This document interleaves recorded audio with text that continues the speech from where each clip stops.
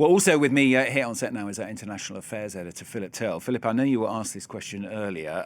What are Sébastien Lecornu's chances of success? I suspect you've adapted your answer a little bit after what he said in the last half hour or so. Well, I could adapt it. I think he's trying to put a brave face on things. I think it's pretty unlikely he's going to come out and say, look, no progress has been made.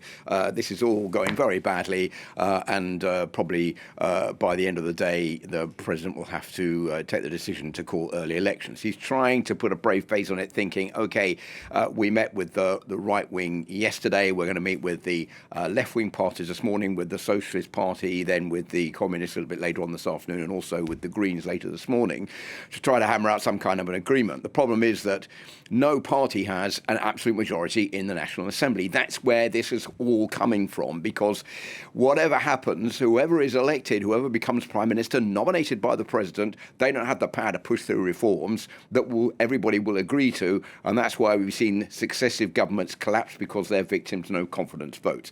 Sébastien Lecornu is in exactly the same position. Now, what is also difficult here is that whatever is worked out today, whether or not the Socialists and Sébastien Lecornu can agree on a way forward with the Greens and also with the Communists, it doesn't necessarily mean that the whole thing will collapse pretty much afterwards, because there will be a vote of no confidence sparked by the far left of Jean-Luc Mélenchon or the far right of Marine Le Pen, who are not in favour of this government, who are in favour of, on the far left of Jean-Luc Mélenchon, wanting to impeach President Macron, and on the far right to call early legislative elections. So it's going to be difficult for Sébastien Lecornu. Let's say one step at a time. We'll see how this works out today. Then we'll see the reaction from President Macron, and then we'll see what happens in Parliament after that. Yeah, if there's no agreement tonight then, Philip, what are the options then for President Macron? Well, President Macron is, let's put it this way, extremely isolated.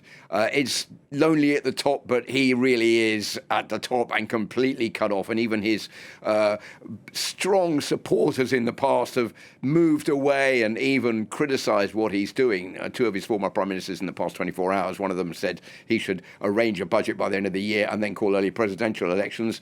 And another one, Gabriel Attal, has said he doesn't understand what President Macron is doing and didn't understand why he dissolved the National Assembly just over a year ago in June 2024, which was a complete disaster for him and his political party. So there is a lot of animosity towards the French president, and that's not helping things. So first point is that he could name another prime minister.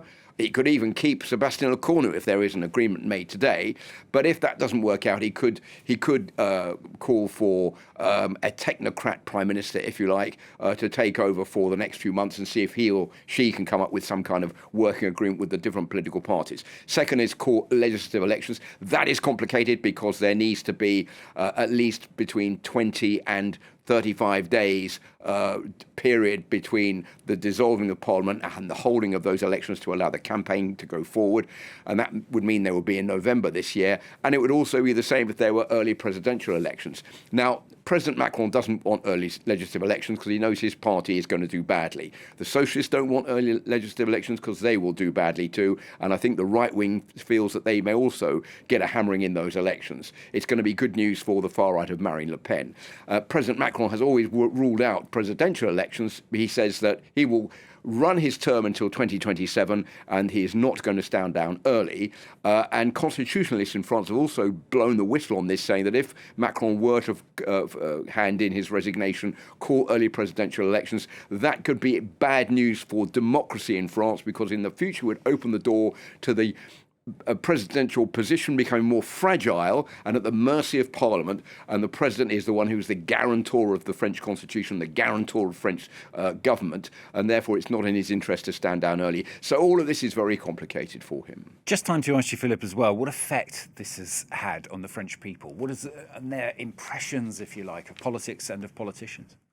Okay, I'll give you three words that I've been hearing a lot in the last 24 hours. One is lamentable, which means lamentable. The other is honteux, which means shameful. And the third one is pathétique, which is pathetic, which is what a lot of French people have been saying about the political situation in this country. I think the big risk here is that people are going to lose their ability to see politics as something that they can depend on. 70% of the French now are calling on Emmanuel Macron to resign, and 80% want early legislative elections. So that says a lot about the feeling about the French presidential and legislative system at the moment. What will President Macron do? Well, we'll find out probably, Stuart, at the end of today when Sebastian Lecornu goes to see him to say, this is the result of my discussions with the political parties.